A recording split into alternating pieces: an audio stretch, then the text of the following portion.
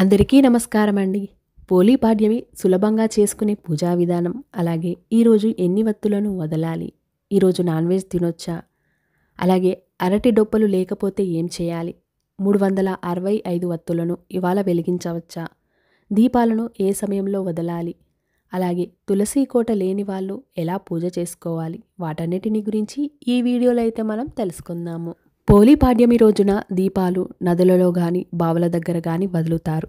ఈ రోజుల్లో ఆ సదుపాయం లేదు కాబట్టి మన ఇంట్లోనే వదులుతున్నాము. కార్తీక మాసం 31 రోజులు చేయలేని వాళ్ళు ఈ ఒక్కరోజు పూజ చేసినా కూడా కార్తీక మాసం మొత్తం పూజ చేసిన ఫలితమైతే లభిస్తుంది. ఈ పూజను ఎవరైనా కూడా చేసుకోవచ్చు. స్త్రీలు గాని పురుషులు గాని ఎవరైనా కూడా చేసుకోవచ్చు. ఈరోజు పూజ చేయడం వల్ల సౌభాగ్యం, ఐశ్వర్యం, అలాగే స్వర్గ ప్రాప్తి కూడా లభిస్తుంది. ఈ పూజని మనం తులసి చెట్టు ముందు కానీ, బావి దగ్గర కానీ, నదుల దగ్గర కానీ, అలాగే గుడికి వెళ్తే గుళ్ళో కానీ, మన పూజా గదిలో అయినా కూడా చేసుకోవచ్చు. కానీ సూర్యోదయం కాకముందే ఈ పూజనైతే పూర్తి చేసుకోవాలి. ఈ 2025 సంవత్సరంలో నవంబర్ 21 శుక్రవారం రోజున పాడ్యమి తిథి అయితే ఉంది. 6:09 లోపే ఉదయం మనం ఈ పూజనైతే పూర్తి చేసుకోవాలి. ముందుగా మనం వత్తులనైతే ఏర్పాటు చేసుకోవాలి. కార్తీక మాసం మొత్తం 31 రోజులు ఉంటుంది కాబట్టి 31 వత్తులు ఉండేలాగా చూసుకోవాలి. ఈ 31 వత్తులు కార్తీక మాసం మొత్తం, అలాగే 2 వత్తులు గంగమ్మకు సమర్పించినట్టు మొత్తం మనం 33 వత్తులు ఉండేలాగా చూసుకోవాలి.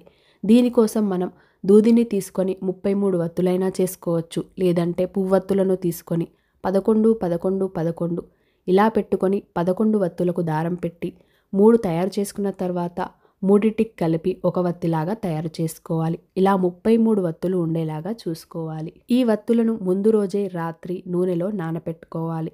లేదు అంటే పూజకి గంట ముందైనా కూడా నానపెట్టుకున్నా కూడా వెలుగుతాయి. అలాగే ఈరోజు ఈ పూజ చేసుకున్న వాళ్ళు నాన్ వెజ్ అయితే తినకుండా ఉండాలి. అరటి డొప్ప లేని వారు కొబ్బరి చిప్పలు అయినా కూడా చేసుకోవచ్చు. అరటి డొప్పలు ఎక్కడైనా కూడా ఇప్పుడైతే దొరుకుతున్నాయి. అరటి డొప్పలు చేస్తే అయితే చాలా మంచిది. అరటి డొప్పలు దొరకనట్లయితే కొబ్బరి చిప్పల్లో అయినా కూడా వెలిగించి అయితే వదలవచ్చు. కార్తీక పౌర్ణమి రోజు 365 వత్తులు వెలిగించని వారు ఈ రోజు కూడా వెలిగించుకోవచ్చు. ఇంట్లో తులసి చెట్టు లేని వాళ్ళైతే పూజ గదిలో కూడా చేసుకోవచ్చు. ఈ పూజ చేసుకోవడానికి ఉదయాన్నే లేచి తలార స్నానం చేసుకొని ఇల్లంతా కూడా శుభ్రం చేసుకొని తులసి కోట ముందు లేదంటే పూజా గదిలో అయినా కూడా చేసుకోవచ్చు. కాబట్టి ఇంట్లో ముందుగా పూజా గదిలో దీపారాధన చేసుకొని దేవుడికి ధూపదీప నైవేద్యాలన్నిటిని కూడా సమర్పించుకొని తులసి కోట ముందు కానీ దేవుడి రూమ్లో కానీ ఇలా చక్కగా పసుపుతో చల్లి బియ్యపు పిండితో పద్మం ముగ్గును వేసుకొని దీపాలను వదలడానికి పాత్రనైతే తయారు చేసుకోవాలి. ఈ పాత్రలో నిండుగా నీళ్లను తీసుకొని పసుపు, కుంకుమ, గంధం, అక్షంతలను వేసుకొని కొన్ని పూలను కూడా చల్లుకోవాలి. విడి పూలైనా పర్లేదు, పువ్వులను డైరెక్ట్గా వేసుకున్నా కూడా పర్లేదు. అలాగే దీపాలను వదలడానికి అరటి డొప్పలను, కొబ్బరి చిప్పలను రెడీగా పెట్టుకోవాలి. మనం తయారు చేసుకున్న పువ్వత్తులను కానీ వత్తులను కానీ కొబ్బరి చిప్పలో అరటి డొప్పలలో పెట్టుకోవాలి.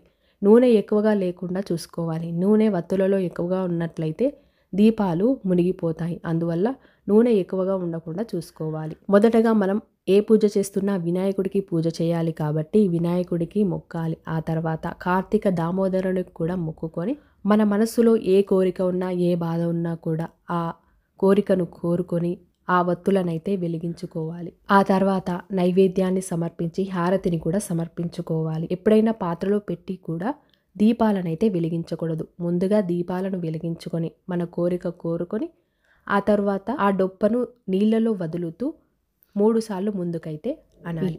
ఇలా మనము కొబ్బరి చిప్పలో కానీ అరటి డొప్పల్లో కానీ దీపాలనైతే వదులుకోవచ్చు.